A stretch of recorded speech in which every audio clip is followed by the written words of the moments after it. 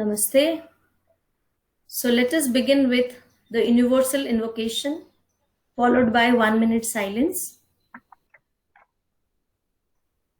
O hidden life, vibrant in every atom. O hidden light, shining in every creature. O hidden love, embracing all in oneness. May each who feels himself as one with thee know he is therefore one with every other.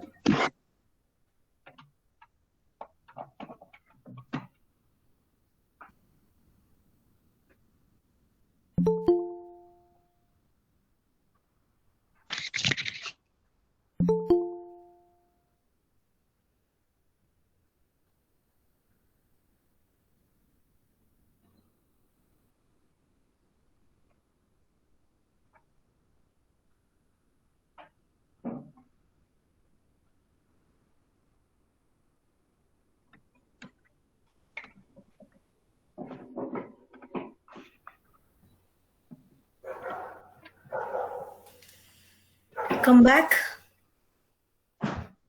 So here once again, we are starting a bright Sunday morning with a beautiful topic today. Who am I? And what does it mean to be human?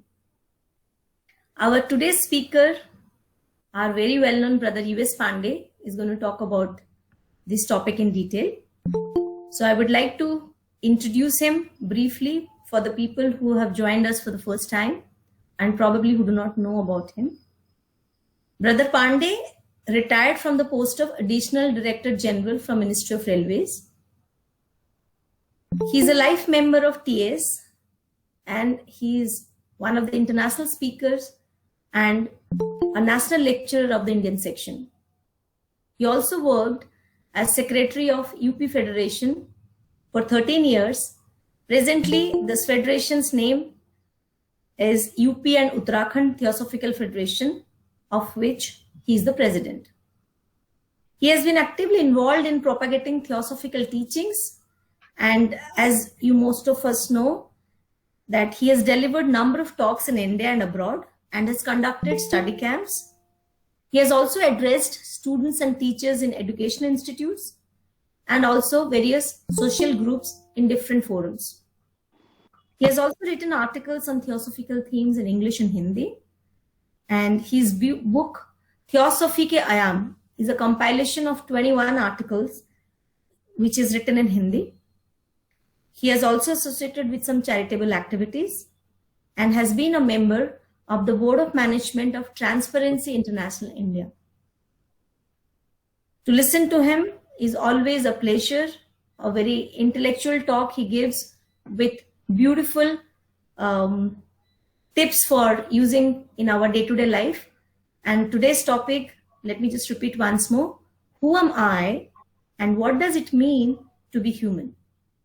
I once again welcome Brother U.S. Pandey. Over to you, sir. Okay, thank you, Sulna ji. And thank you all the brothers and sisters for joining this morning on this for this talk. I welcome you all and I extend my warm and hearty greetings to all of you. As Sulna ji told and it is notified, the topic is who am I? What does it mean to be human?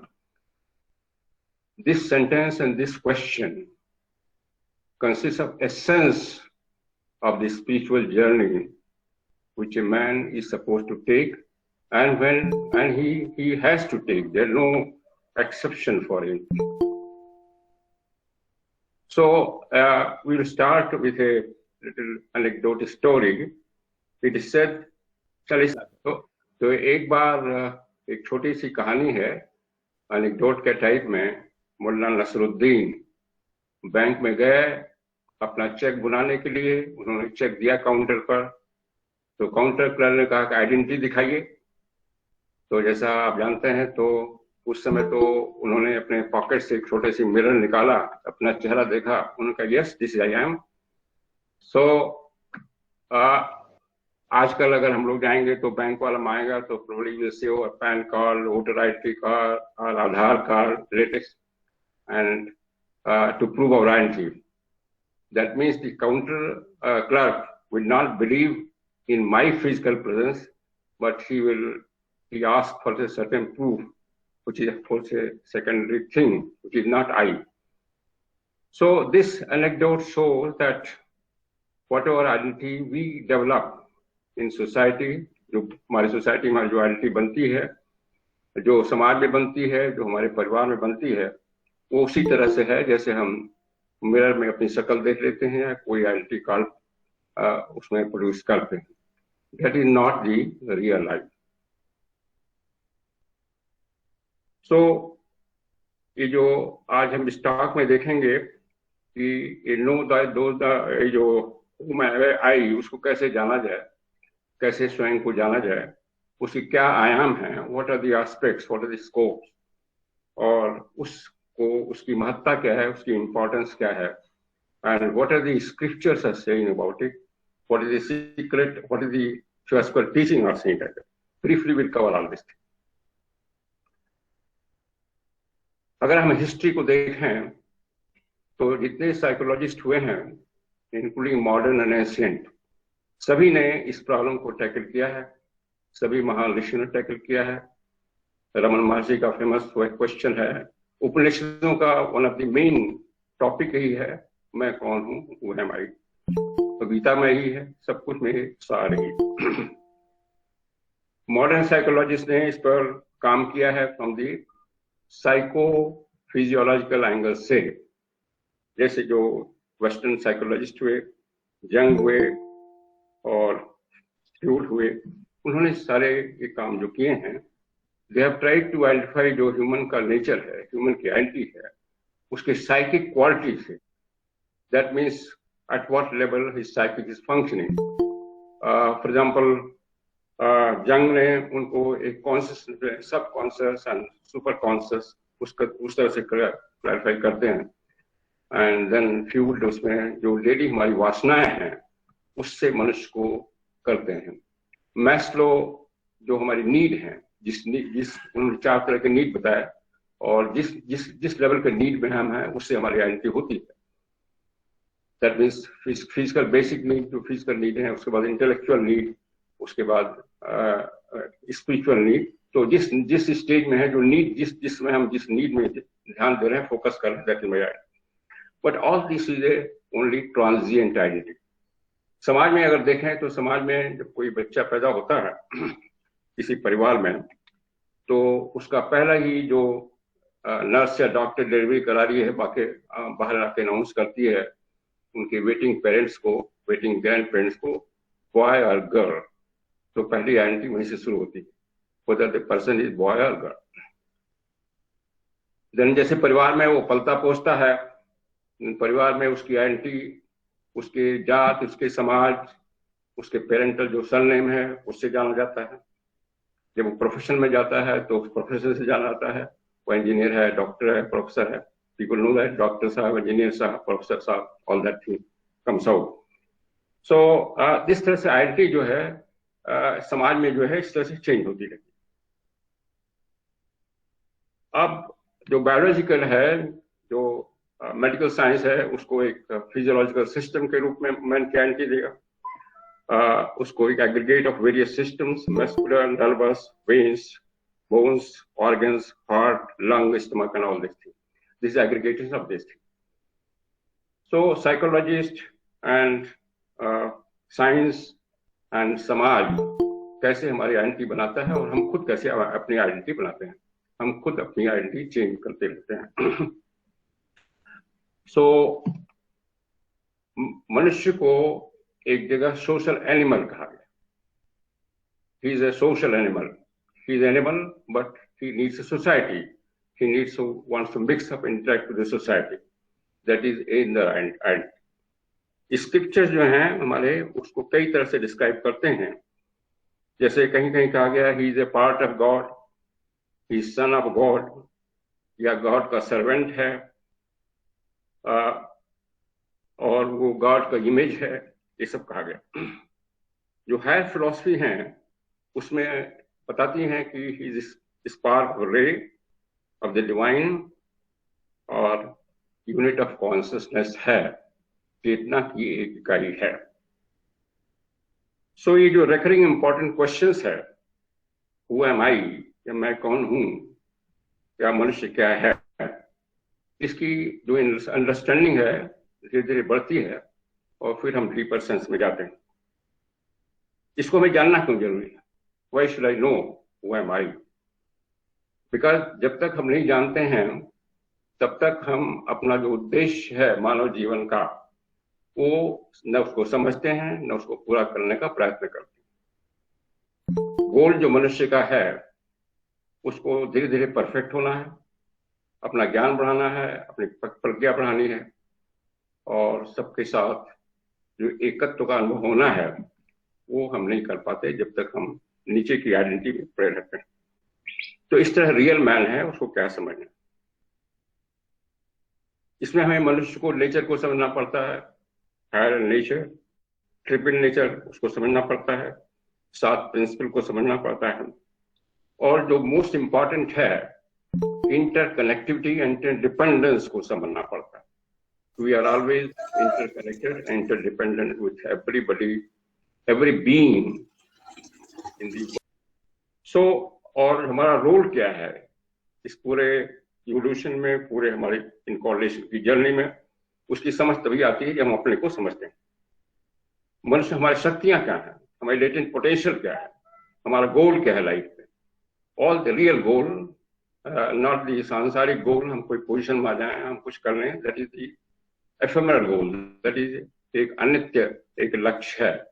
But जो real लक्ष्य है उसको कैसे समझें, उसको समझने के लिए हमें ये जानना जरूरी होता है हु एम आई। जो प्रोसेस, जो अनफोल्डमेंट है हमारी पोटेंशियलिटी की, हमारी क्षमताओं की, उसमें हमें अपने अपने को जानना जरूरी हो जाता है। फिर हमारी थिंकिंग उस तरफ रीओरिएंटेड होती है, उसकी तरफ दिशा देती है, और जो हम भी काम करते हैं, हमारी भावनाएं जो होती हैं, जो हमारे विचार उठते हैं, उसको उस तारतम्यता में लाना पड़ता है।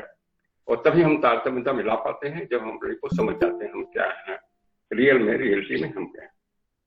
पहले हमें, जैसे हमें बताया कि अभी मोस्टली सोशल एनिमल हम हैं, most majority of them are the social animal stage. तो पहले हमें उस सोशल एनिमल से मैन बनना है। मैन बनने के लिए क्या करना है? देन उसके बाद मैन से हमें ह्यूमैन बनना है, देन ह्यूमैन से सुपर ह्यूमन बनना है। This is our journey.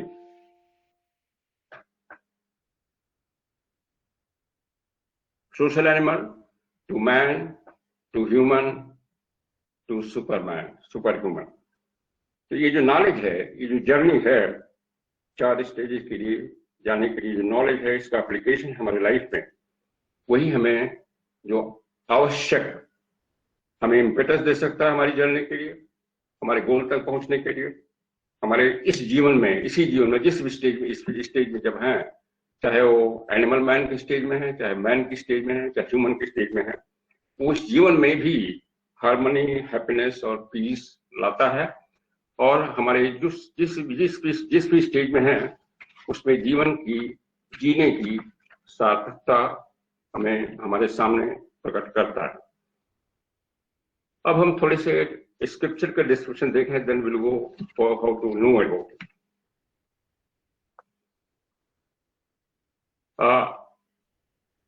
ISIS Unveiled में कहा गया है कि man the most perfect of organised being on earth, in whom matter and spirit, that is will, are the most developed and powerful, is alone allowed to give a conscious impulse to that principle which emanates from him, and only he can impart to the magnetic field opposite and various impulses without limit as to the direction. He wills and organizes matter, obeys. It has no poles. That means this, ये जो para हमने पढ़ा आपके सामने, ये मनुष्य की, ये रियल मनुष्य की पोटेंशियलिटी, क्षमता को बताता है। he has got tremendous willpower, and if he learns to use the willpower, उसकी जो potentiality जो है वो manifest होती है, patent होती है, latent से patent होती है, and then उसकी journey आसान हो जाती है. फिर कहा गया कि the will of the creator, though within which all things were made, not receive their first impulse, is the property of every living being. Will of the creator, जो भी divine शक्ति पूरे क्रिएशन को चला रही है, संचालित कर रही है, वो हमारे सब में है. Not only man, in all beings. This is also we have to be told. So man endowed with an additional spirituality has the largest share of it on this planet.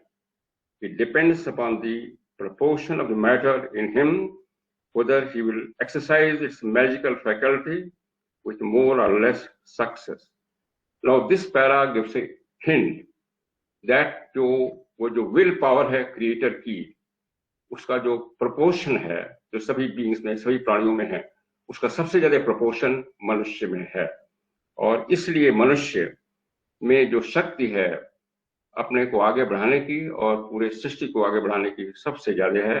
हालांकि फिजिकली वो सबसे कमजोर है, जितने भी बड़े बड़े जानवर हैं, बड़े बड़े पेड़ पौधे हैं, उससे सबसे फिजिकली कमजोर लगेगा, इवन देवताओं से कमजोर लगेगा. लेकिन कहा गया है कि सारी जितने हायरार्कीज हैं of divine beings from the highest to the lowest, वो सारी उसकी पोटेंशियल क्षमता मनुष्य के अंदर है.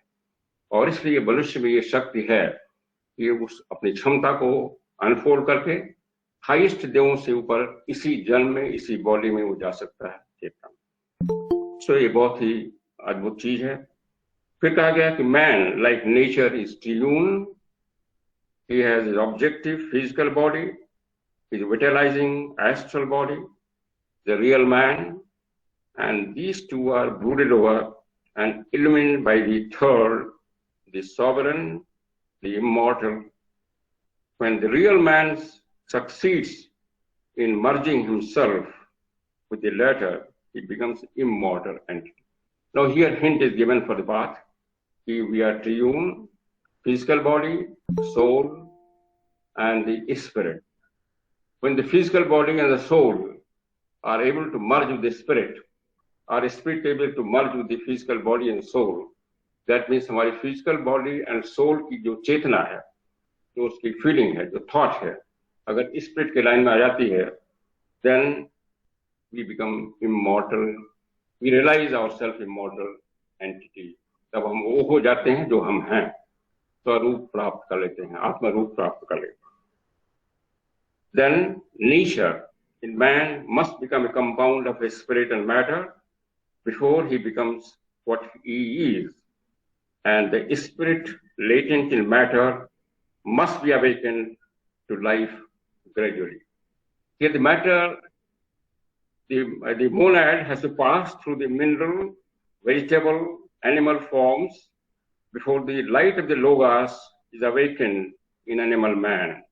Therefore, till then, the latter cannot be referred to as man, but has to be regarded as a monad imprisoned in some physical casket. That means जब तक हम ये नहीं realize करते हैं कि potentiality हम हैं, तब तक हम केवल एक अपने physical casket में, physical आवरण में ढके हुए एक prison में एक हम monad हैं, and we are not man unless we are realizing this potentiality. The first step becomes realizing. For our ego lives in own separate life, which is prison of clay. Whenever it becomes free from the tremors of matter, here again indication is there. जब हमें matter या जो पदार्थी या सांसारिकता जिसको हम कहते हैं, उससे जब भी हम फ्री होते हैं, even the moments for the moment, then we feel something we are different and we are something different from our routine identity. Then कहा गया कि man is certainly no special creation. Again कुछ धार्मिक scripture आ गया है कि मनुष्य बहुत ही स्पेशल प्राणी है और इसलिए वो सबसे सर्वश्रेष्ठ है. Yes, सर्वश्रेष्ठ है but not special. दोनों में फर्क है. Man is not a special creation. He is the product of nature's gradual perfective work like any other living unit on this earth. But this is only with regard to the human tabernacle, that means human जो उसके vestures हैं, all the bodies हैं, that which lives and thinks in man and survives that frame, the masterpiece of evolution is the eternal pilgrim, the Portean differentiation in space and time of the one absolute and knowable, one absolute consciousness. Now this para is again giving hint that man is that a man is a product of gradual evolution, right from elemental stage to mineral stage to plant stage to animal stage. But this refers to his physical body. उसकी जो spirit है, उसका जो monad है, is a direct emanation from the Logos himself, direct co-model of the Logos. शक्तियां सब में है, केवल उसको छोटे भाई की जगह बड़े भाई के बराबर बनना है. So then man occupies the most important place in the whole scheme of evolution, though he is not a special creature, but his place is more important and more sensitive, and the weakest thing is the entire chain of evolution. He is important but weakest link because his encasing is quite substantial. Encasing the bodies and matter is quite encasing, substantial.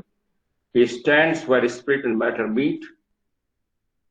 He is the link between the higher beings and those below. He has so to act, so to think and act in and upon with this physical matter that he raises it all up and gives it in the tendency and the trend, upward trend. Man is that being in universe in which highest spirit and the lowest matter meet in the mind or intelligence. These are various definitions have been tried to give an idea of the scope of the nature of the identity of man. I am reading some of it before that, and after that will come a little description type. Then it is said, but this ourself, what we have described, is very near to us, it is close to us, it is not far away, it is I.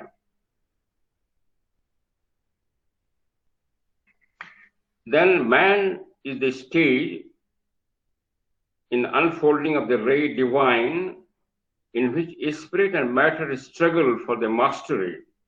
And when the struggle is over and the spirit has become the Lord, Lord of the matter of life and death, then the spirit enters on a superhuman evolution and is no longer man, but rather superman. But this definition gives an indication that in the man, inside man, the spirit and matter are fighting. These are two forces which are fighting for dominance. Below man, matter is dominant. Above man, spirit is dominant. Matter is the man is the equilibrium stage where the fight between matter and spirit is going on, struggle going on. This struggle is a symbolic thing. That means we are connected to both matter and spirit. We are experiencing both. But at what stage, which portion is dominating, that defines our identity, whether I'm animal man state or man state or superman state. When spirit is allowed to dominate matter, that allowing spirit to dominate matter again is our in the capacity of man. Then the man instantaneously becomes from animal man to superman to perfect man. So it is the man's real job to give direction of this युद्ध, this battle, this fight between matter and spirit. और इसीलिए मनुष्य को सतत कुरुक्षेत्र कहा गया है. कुरुक्षेत्र एक संवारिक था, जो आप जानते हैं महाभारत में जिसमें सर्व लड़ाई हुई थी दो फोर्सेस में. तो मैन जो मैन है सतत कुरुक्षेत्र है, इटर्नल कुरुक्षेत्र है, जिसमें fight is going on between spirit and matter. और इन पौराणिक वाच में बिटवीन सुर एंड असुर शक्तियों के बीच में हमारी शक्ति, हमारी जो युद्ध चल रहा है, और ये दोनों हम ही हैं, कोई बाहर नहीं है. सुर भी हम ही हैं, असुर भी हैं, दोनों शक्तियां हमारे अंदर. सो जब हम कहते हैं कि human does not apply merely to our terrestrial humanity, but to the mortals that inhabit any world. Again यहाँ पर इस समझने की बात है, जब हम ह्यूमन या मैन कहते हैं तो खाली इस पृथ्वी पर जो हम लोग हैं उसकी बात नहीं कर रहे हैं, किसी भी प्लैनेट पर जो इस स्टेज में है, जहां पर इस इवोल्यूशन के स्टेज में पहुंच गया है, जहां पर मैटर और स्पिरिट स्ट्रगल कर रहे हैं या बैलेंस आ गए हैं, that entity is man, that entity is thinking entity. तो उसका शक्ल कुछ भी हो सकता है, जैसे हमारे 2 हाथ हैं, 2 पैर हैं, मुंह है, आंख है, दूसरे प्लैनेट पर इसका कॉन्फ़िगरेशन दूसरा हो सकता है, प्रोफाइल दूसरा हो सकता है, but basically man's definition will remain this, where spirit and matter are balancing each other, and man has acquired the thinking capacity, the schematic capacity, that being, then he or it becomes man. When it's saying man, it includes of course women also. An ancient commentary classes man as the highest physical and ultimate form on this earth, not ultimate in the universe. That means इस अर्थ में जो physical manifestation हो रहा है उसका ultimate form physical manifestation, जिसको physical body देंगे। हमारे ऊपर जो सटल बॉडीज हैं, बट फिजिकल बॉडी में man is the supreme highest creation on this planet. So when I am taking man, इसमें इंक्लूड परफेक्ट मैन भी, हमारे अडेप्ट भी हैं, because they also have physical body, they are also man and they have passed the journey from man to human to superman हो गए हैं।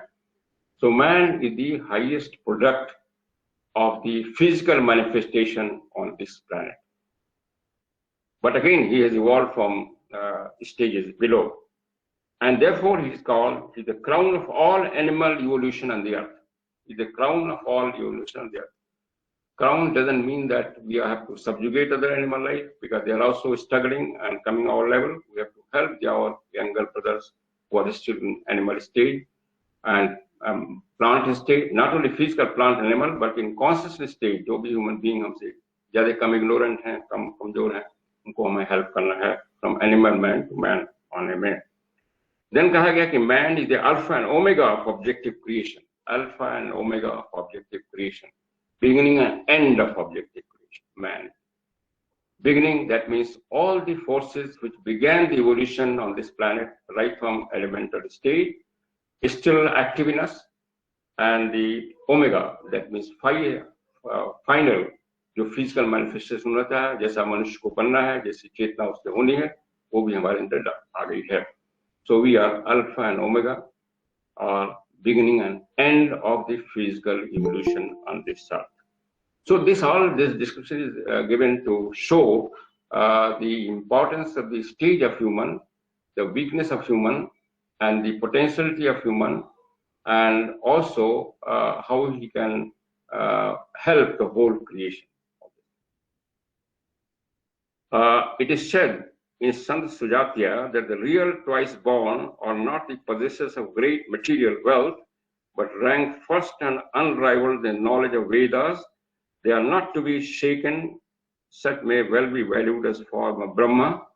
That means, again, here another indication, the twice born means when a person moves or makes himself fit to free from the only physical and material consciousness.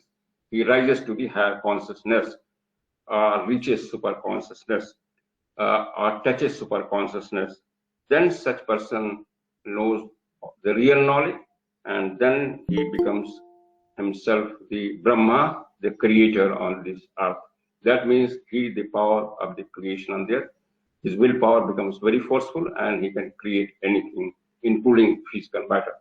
And this creation power in man is being corroborated by the modern science, modern quantum physics and quantum mechanics, which says that consciousness is the root of everything.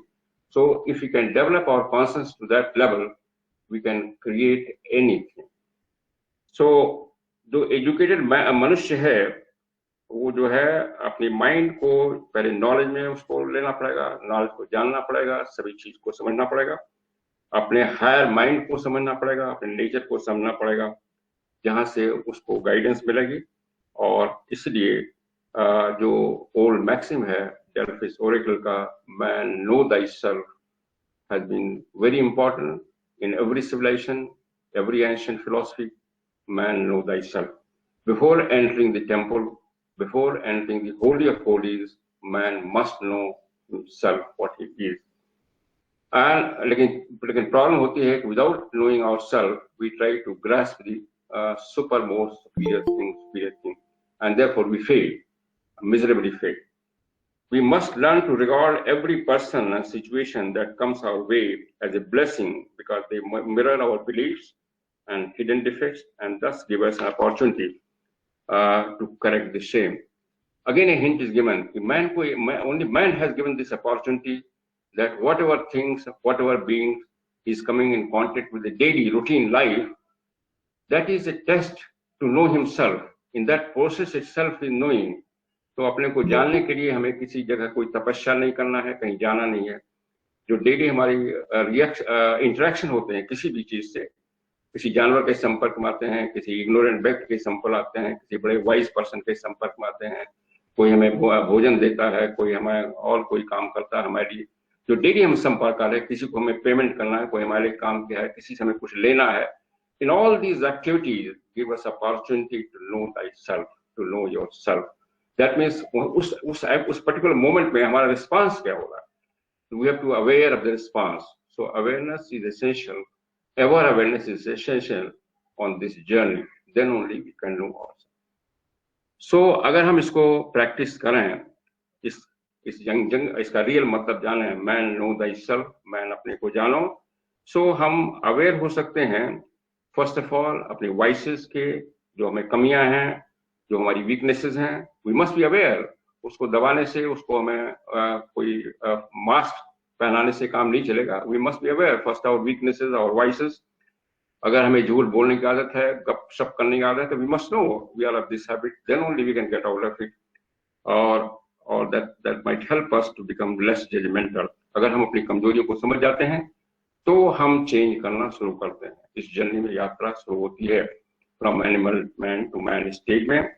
और फिर हमारा जो focus है पहले मी पर आता है, पहले जो हमारा लोअर सेल्फ है उस पर आता है, और फिर हमें स्पेशल एफर्ट करते करते जब उसका एक्सपीरियंस बढ़ता है, देन हमारा उसका मी का जो है सर्कमफरेंस से बढ़ती है.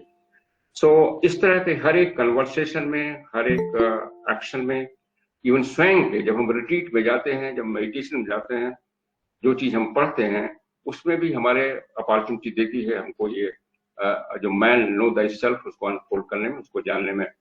So every opportunity is for us. Daily life, physical life, mental life and astral जो काम करते हैं, भावना जो काम करते हैं, that is a all learning to know this thing what I am. So we should learn to focus on me actually taking to the exercise of the self-examination.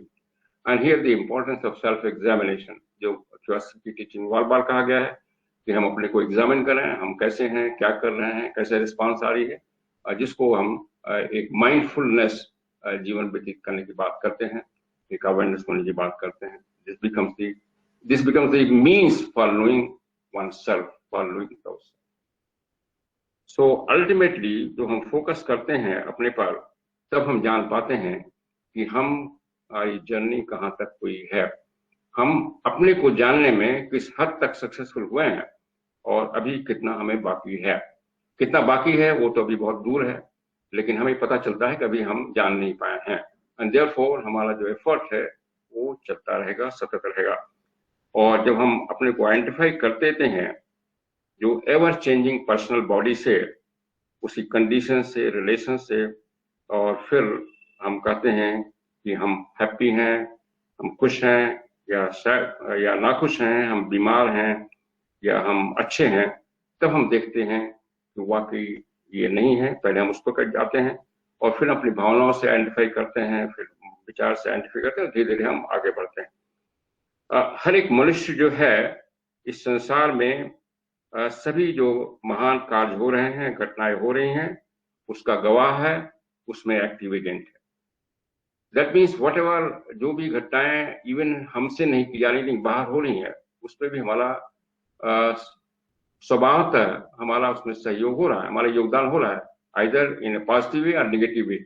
That means जो घटनाएं हो रही हैं उसके पीछे हम रिएक्ट क्या कर रहे हैं. कभी कभी हमें अपोज भी करना पड़ता है रॉन्ग एक्शंस को. अगर हम चूक करते हैं अपोज करने में, oppose means that peaceful means से, लेजिटिमेट मीन्स से, अगर अपोज नहीं करते हैं किसी रॉन्ग डिसीजन को, किसी रॉन्ग थिंग को, then we miss the point of knowing myself. So this also comes. That means criticism of the wrong things which is happening world around, but again, emphasis of it without criticizing the person, criticizing him personally, and the effect आ रहे हैं उसके cause में जाना है. So that is also a process of journey. So in this whole journey, a basic lesson है, we have not to be seclude ourselves. We have to be involved in the world, and we have to interact with every incident, and then go on observing ourselves, and that will make us to know myself or thyself or ourselves. So हर एक man, हर एक मनुष्य जो है इस संसार में जितने बड़े काम हो रहे हैं, जितने छोटे काम हो रहे हैं, जितनी घटनाएं हो रही हैं, उससे जुड़ा हुआ है, एंड उससे वो भाग नहीं सकता, उससे अलग नहीं हो सकता, और इसलिए उसमें उसको अपना योगदान देना है, आइदर उसको सहयोग देने में अगर अच्छा काम है, या अपोज करने में अगर नेगेटिव काम है. अगेन तरीके जो नेगेटिव जो अपोज करने के तरीके जो जैसा हमने कहा उस तरह होने चाहिए. Not the quarrelling with somebody, not the fighting with somebody. Even विचार से हम किसी अगर गलत विचार को अपोज करते हैं अपने कमरे में बैठ करके, जैसा हम जानते हैं वो भी शक्ति देता है उस गलत विचार को संसार में कम करने के लिए, उसकी इंटेंसिटी को कम करने के लिए. लेकिन हमारा जो विचार कन्विक्शन पर होना चाहिए, केवल सुनी सुनाई बात पर नहीं होना चाहिए. केवल अखबार पढ़ के हम अपनी आइडिया न बनाने के, अखबार एडिटोरियल ऐसा कर रहा है इसलिए हमारे से विचार हैं. We must think deeply and decide. तो एपिटेम है, मनुष्य जो है पूरे संसार का, पूरे जगत का सार है, एसेंस है. जो कॉम्प्लेक्स हिस्ट्री है इवोल्यूशन की, वो सारा मनुष्य के अंदर है. जो जहां से हम बढ़े हैं, right from elemental to all the through journey of all the kingdom जो बढ़े हैं, वो सारी हिस्ट्री मनुष्य के अंदर है. और इसीलिए मैडम ब्लॉस्की ये कहते हैं कि जब भ्रूण होता है स्त्री के गर्भ में, तो वो सभी मिनरल, प्लांट, एनिमल सभी से उसकी शेप बदलती है, फिर ह्यूमन आता है उस 7 मंथ के जर्नी में. तो दैट हिस्ट्री हमारे अंदर है, और वो हिस्ट्री है not only as a dead history, not only writing लिखती, इट इज लिविंग हिस्ट्री है हमारे अंदर. वो सारी शक्तियां हैं, सारी हैं, ये हमें समझना है.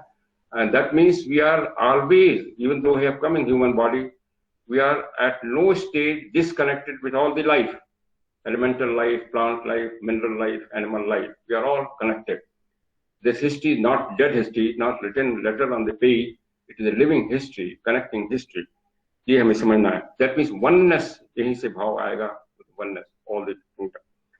The occult science declares, and the progress of civilization illustrates, that man as a free will and self-responsible agent is working for a still higher complex, as a universal brotherhood, universal consciousness movement, to be declared as the fullness of stature of the living Christ, living Krishna, living Buddha, transcending the complex agent. That means ये हमारी journey का लक्ष्य बताया गया. जब हम उस stage पे पहुंचते हैं इसी बॉडी में, तब हम रियली जानते हैं अपने को. I know myself, we know ourselves. When we realize that everything one. So a human being जो है वो स्पिरिचुअल एंटिटी है, ये कहा गया है, और उसको डेंस फिजिकल बॉडी में वो ऑक्युपाई कर रहा है, सभी जानते हैं. गीता में इसको देही और देह कहा गया है. सो अब इसमें दूसरी बात आती है कि जो मनुष्य है उसको इन अपनी जर्नी से जाना है, अपने को समझना है कि वो अपनी फिजिकल बॉडी नहीं है. ये सभी आप जानते हैं, थियोसॉफी स्टूडेंट्स हैं. अपनी astral body नहीं है, mental body नहीं है, is the unit of consciousness.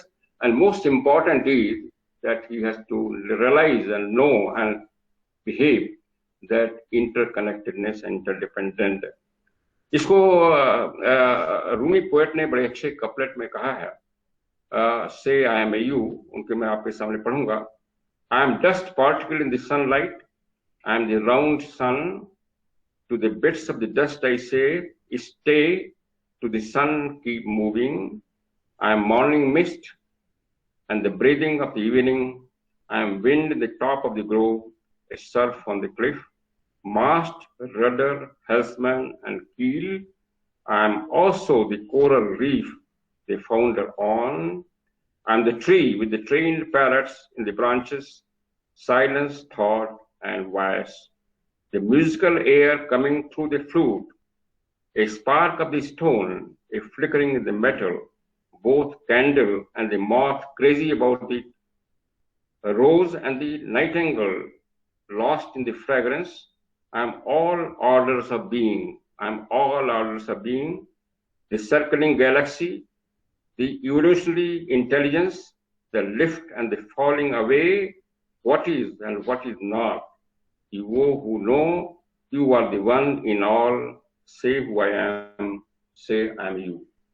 So this is very beautiful couplet of Rumi. And in this process, many stories and many allegorical statements are made in the scriptures in various civilizations about this journey. That means whole of our existence in the universe is a journey coming from our source to gain the experiences, to know thyself, to ourselves, to know myself. इसमें एक जो छोटी सी story है एक British mythology में, उसमें एक गरीब परिवार है, पेरेंट्स हैं, उनके कोई पुत्र नहीं है, वो किसी को कुछ देते हैं, दान में देते हैं, उसके वरदान मिलता है। देन एक एक उनको बच्चा होता है बहुत छोटा, अंगूठे के बराबर, उसका टॉम रखा था, टॉम थम बनाता है, तो he is very small. So then Tom को कुछ दिन बाद ये होता है कि हम बाहर का एक्सपीरियंस करें, जर्नी में एक्सपीरियंस करें, बाहर जाएं, अपने पेरेंट्स से बाहर जाएं। एंड उसका जो मदर है वो धागा बनती है, और उसका फादर जो है टेलर है, उस धागे से कपड़ा बनाते हैं, बुनते हैं। और वो जो टॉम है वो फिर बाहर चला जाता है अपने घर से, उसको तमाम एक्सपीरियंस है, वो बड़ा छोटा है, वीक है, और वो उसको फिर एक गाय निकल जाती है, दैट मीन्स उसको फिजिकल बॉडी प्राप्त होती है। फिर वो कहीं पर कोई लोमड़ी उसको निकल जाती है, दैट मीन्स उसके जो पैशंस हैं, जो वासनाएं हैं, उसमें वो अपने को समा लेता है। और फिर फाइनली उसको एक समझ आती है, वो एक घोड़े पर चढ़ता है, उसको कंट्रोल करता है, दैट मीन्स अपनी इंद्रियों को कंट्रोल कर पाता है, एक क्षमता आती है। और फिर ये सब जर्नी लेकर के वो अपने पेरेंट्स के पास आता है। उसके पेरेंट जो है टेलर, और ये जो थ्रेड बनाने वाली, इसका एक अलगरी है, जो माँ है जो थ्रेड बनाती है, that means the great mother with material, जो मटेरियल वर्ल्ड है, जो कॉस्मिक, जो प्राइमल, जो मूल प्रकृति है, जो बेसिस है सारे मैटर का। एंड द फादर जो टेलर है, उस मैटर को एक शेप दे रहा है, जीवन दे रहा है। So this spiritual journey, this is the allegorical story, small story, to know this process, to appreciate this process. और ऐसी स्टोरी हर एक माइथोलॉजी में। अपने यहाँ जो एक छांदोग्य उपनिषद में ब्रह्मा प्रजापति कहते हैं कि जो आत्मा है वो अमर है, अजर है, अनचेंजनी है, अगर उसको जान लिया जाए तो मनुष्य को फिर कुछ और जानने की जरूरत नहीं है, उसको सब कुछ मिल जाता है। तो उसके साथ जब ये देवता और राक्षस दोनों सुनते हैं, असुर, तो इंद्र और ये जो है विराज, दोनों उनके पास आते हैं, और विरोचन, और कहते हैं हमको बताइए। तो 32 साल उनको वेट करना पड़ता है, समझना पड़ता है, और फिर ब्रह्मा उनको दिखाते हैं, उनको पूछते हैं कि आत्मा कौन है दोनों, और फिर एक पानी में उनका छाया दिखाई जाती है, दोनों देखते हैं, इंद्र और विरोचन, और दोनों समझ जाते हैं कि मैं हूँ। That means the first stage, when I know my shadow as my me. दोनों चले जाते हैं सेटिस्फाई होकर के। विरोचन जो है, जो असुर हैं, वो सेटिस्फाइड है फुल्ली, जाके अपने लोगों को बोल देते हैं कि मैं जान गया हूँ अपने को।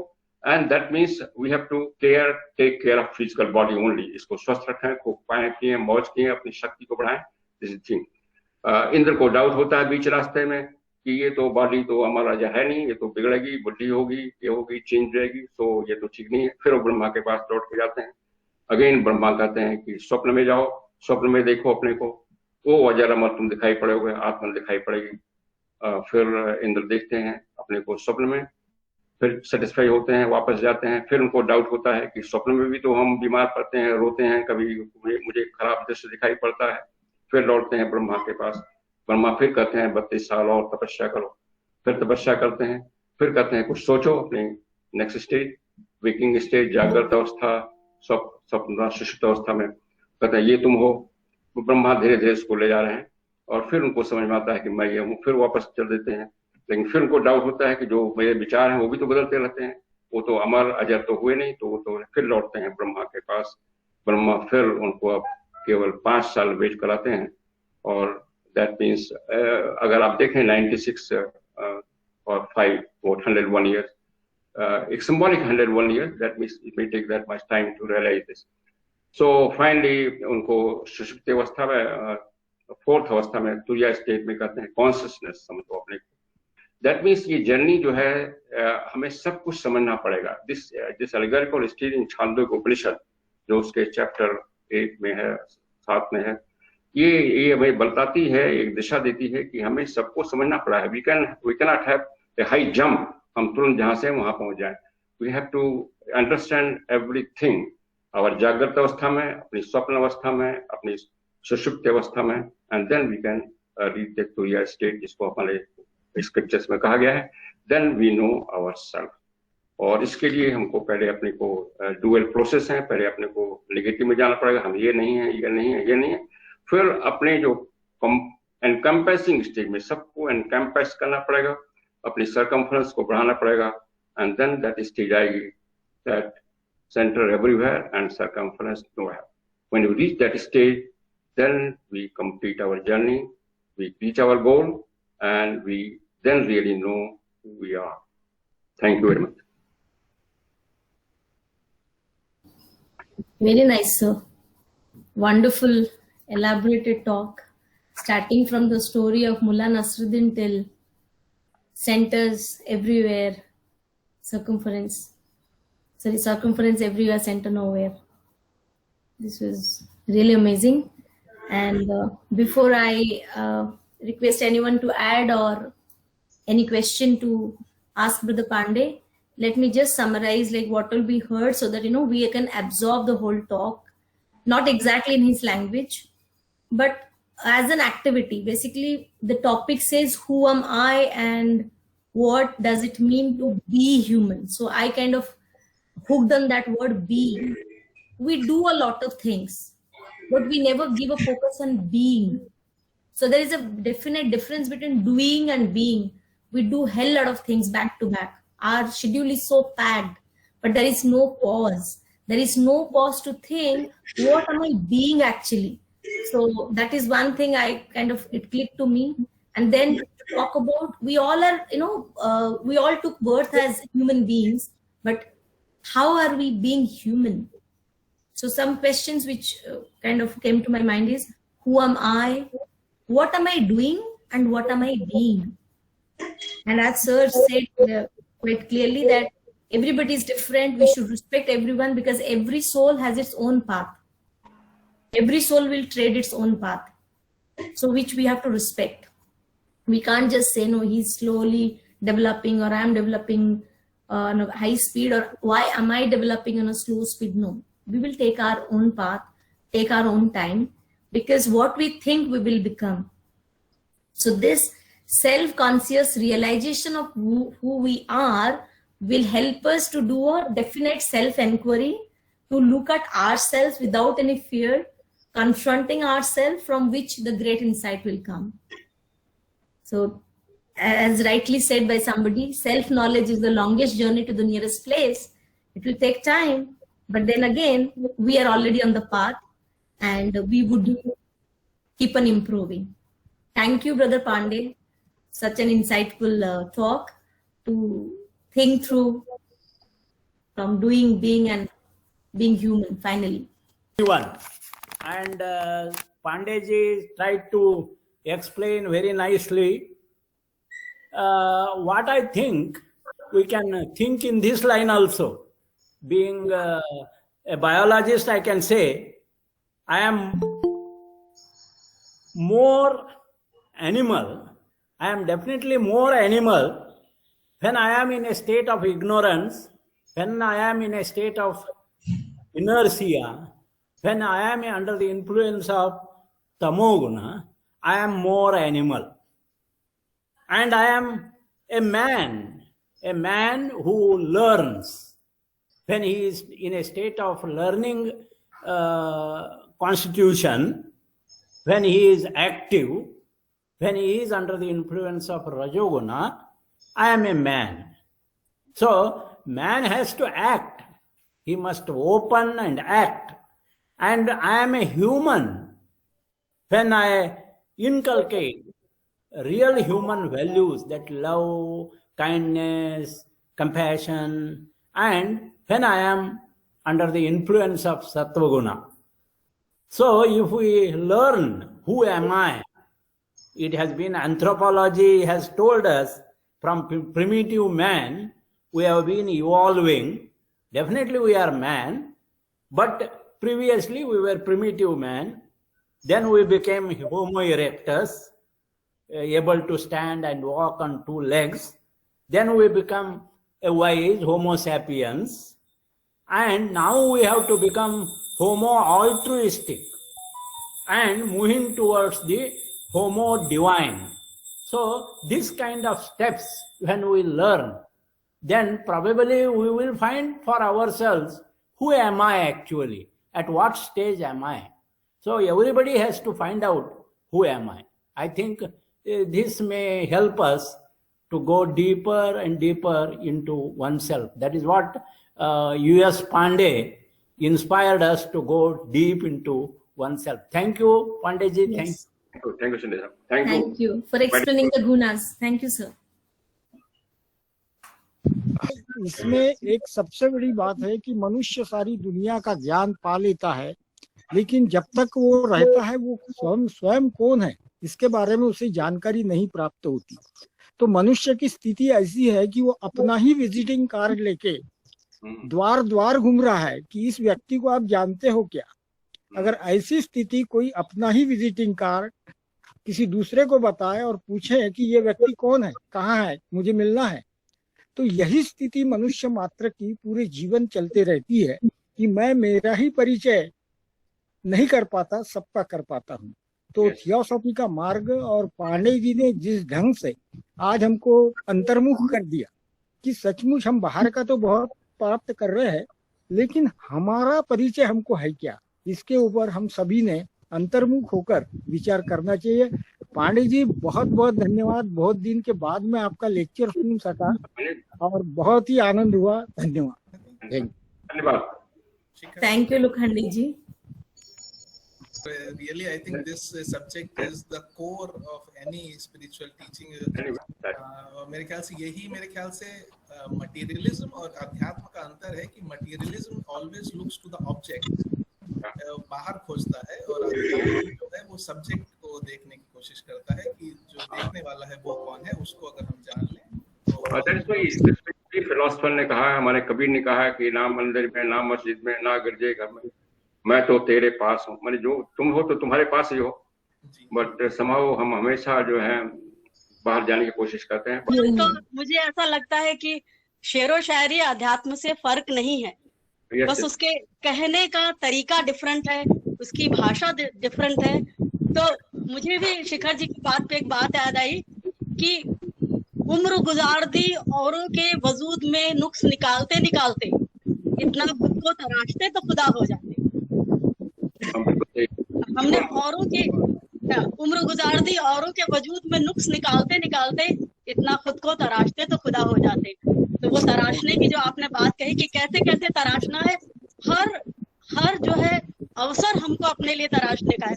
बहुत अच्छी बात कही कि हम कैसे किसी को पेमेंट करते हैं, कैसे किसी से मिलते हैं, कैसे किसी की नेगेटिविटी है, कैसे किसी की पॉजिटिविटी है, हमारे सराउंडिंग में क्या है। तो हम हमेशा जो है दूसरों को ही देखते रहते, अपने को नहीं देखते। तो सुषमा जी, मैं सहमत हूँ आपकी बात जी। और नहीं ऐसा कि असल में लोगों ने इसको शेरो शायरी को हल्का कर दिया है। वास्तव में सूफीज़्म में वो बहुत हल्का स्तर गिरा दिया है, इसलिए लगता है। लेकिन यदि हम देखें कि मिटा दे अपनी हस्ती को अगर तू मर्तबा चाहे, कि दाना खाक में मिलकर गुले गुलजार होता है। तो जो ये उपनिषद में कहा गया है कि जो बीज में जो पोटेंशियल है पेड़ बनने का, वही पोटेंशियल हम में है खुदा बनने का, लेकिन जब हम उसको बिल्कुल विगलित कर देते हैं तब हम उसको प्राप्त कर सकते हैं। तो बस यही कहना था कि मुझे ये इस बात को लगा कि अध्यात्म शेर व शायरी से अलग नहीं है। बहुत बहुत Very धन्यवाद पांडे जी आपकी प्रस्तुति के लिए। Very nice. कुछ एक साथ है जी, शेर व शायरी की बात चल रही है तो मुझे भी एक चीज आती है कि हम अपने अंदर नहीं कई बार खास बात कबीर का एक 4 लाइनें याद आती है कि बुरा जो दिखन में चला, बुरा न मिलिया कोई, जो भी देखा आप ना उससे बुरा न कोई। लोखंडे जी आपकी आवाज आ रही है? Okay. बहुत अच्छा टॉपिक था आज का, और हमारे वक्ता जी के बारे में कुछ कहना जो है वो सूरज को दीपक दिखाने जैसा है। He had been a keen theosophist for a very long time and he's a real theosophist. इनकी बहुत ज्यादा स्टडीज है और इन्होंने उसको पढ़ा है, समझा है, उसमें आत्ममंथन किया है। बड़े वोरेशियस रीडर हैं, बहुत अच्छे स्पीकर हैं, and he is a renowned theosophist at the international level. और आज का जो टॉपिक उन्होंने चुना है, that who am I, मैं हूं कौन, this is an ever existent question, और इसको तरह तरह से लोगों ने जानने की कोशिश किया, समझने की कोशिश किया, आंसर करने की कोशिश किया। साइंटिस्ट ने भी कहा कि जो मूल प्रश्न है वो यही है। जितना भी हमारी स्टडी फिजिकल साइंस है, केमिकल साइंस है, बायोलॉजिकल साइंस है, सबका ध्येय यही जानना है कि who am I, we want to answer the question. अगर इसको साइंटिफिकली देखें तो हम और ज्यादा कंफ्यूज हो जाते हैं, क्योंकि हम अपने आप को केमिकल रिएक्शन के माध्यम से या अपने आप को जो है वो एटम और कंपाउंड या उसको जो है वो इक्वेशन से नहीं समझ पाएंगे। कितनी भी हम केमिस्ट्री पढ़ लें, हम ये नहीं जान पाएंगे कि हम कौन है, हमारा मन क्या है, हमारे प्राण क्या है, हमारा ध्येय क्या है। इसी तरह से थियोसॉफी जो है वो एक साइंटिफिक इंक्वायरी है। शुरू में ही मैडम ब्लेस्की ने कहा कि it's a scientific inquiry into religion, into philosophy, into spiritualism, into ancient wisdom. लेकिन वो साइंटिफिक इंक्वायरी से भी जितना हम पढ़ते हैं उतना और कंफ्यूज्ड होते जाते हैं। आई एम सॉरी टू से आई एम आल्सो ए कीन थियोसॉफिस्ट, और मुझको भी कोई 50 इयर्स हो गए when I was introduced to theosophy. Science में, मेडिसिन में भी fortunately I have spent about more than 50 years now, और जितना भी इसको जानने की कोशिश करता हूँ साइंटिफिक तरीके से, उतना ही कंफ्यूज्ड हो जाता हूँ। और जो उपनिषद है या वेद हैं वो भी एक क्यूरियोसिटी जो है, आप में एक जिज्ञासा तो उत्पन्न कर देती है कि know yourself, know yourself, who are you. लेकिन वो शिवोहम कह देने से, तत्वम असि कह देने से, या हम ब्रह्मास्मि कह देने से हमको ज्ञान नहीं होता कि हम हैं कौन। और ये बात शाब्दिक ज्ञान से हो भी नहीं सकता है। बहुत कवि हैं, रविन्द्रनाथ टैगोर थे, रूमी जी की बात किया हमारे लर्नेड स्पीकर्स ने, इन्होंने भी बहुत कुछ कहा है फिलॉसफी में, और बहुत से फिलॉसफर हैं। लेकिन उसको भी जानने के बाद भी जो है हमारी जिज्ञासा नहीं शांत होती, और वो तब तक नहीं शांत होगी जब तक कि हमको सेल्फ रियलाइजेशन नहीं हो। और सेल्फ रियलाइजेशन तब तक नहीं होगा जब तक कि हम स्वयं ही अपने आप को जो है प्रयत्न करके जान ना लें। सुनी सुनाई बातों से बात नहीं बनती है, प्रयत्न करना है, एक रास्ता पकड़ लेना है। एक हमारे हरवंश राय बच्चा जी ने कहा कि राह पकड़ तू एक चला चल, पा जाएगा मधुशाला।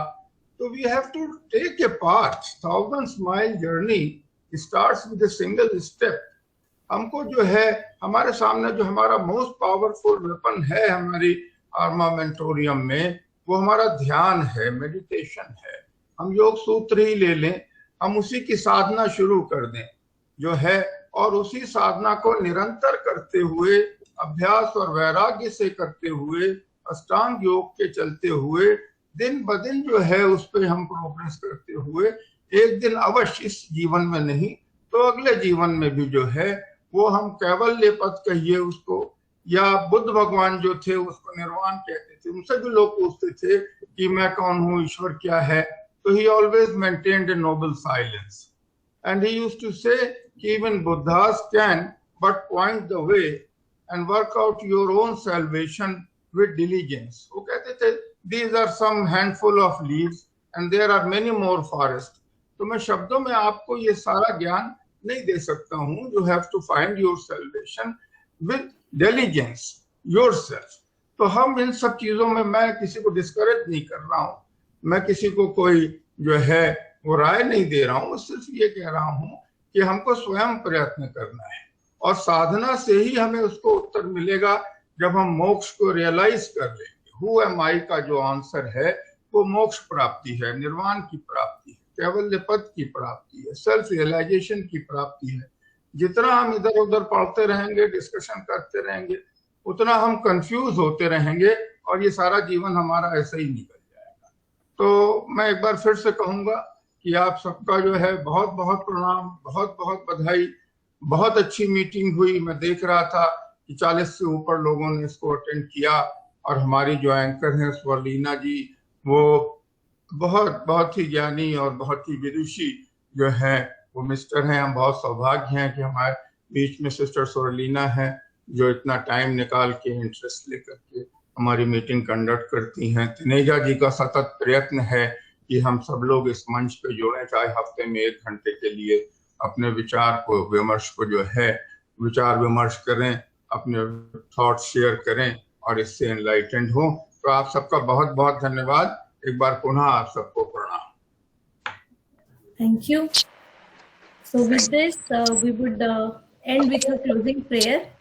Request all of you to switch off your mics and you may join me silently with the prayer.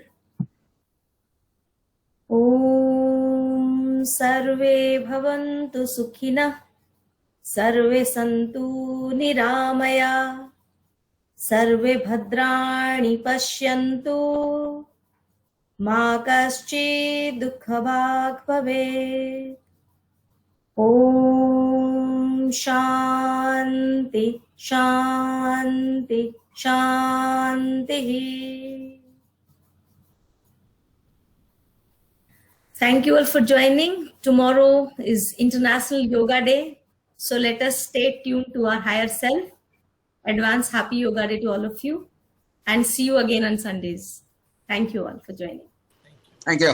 Thank you very much. And thank you, Pandeyji. So nice of you, sir, for highly illuminating talk. Thank you, Pandeyji. Thank you, everyone. Thank you.